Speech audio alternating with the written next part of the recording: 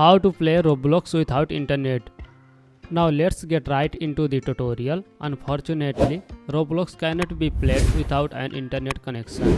Roblox is an online platform that requires internet access to fastly access the games.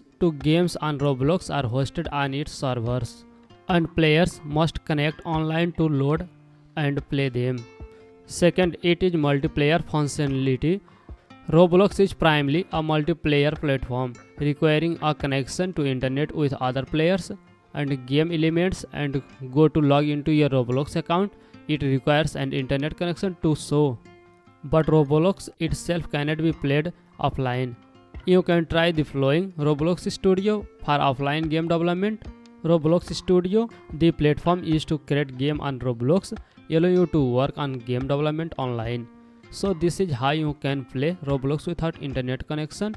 If you found this video helpful, please give it a thumbs up, subscribe to our channel for more tutorials. Thanks for watching and I will see you in the next video.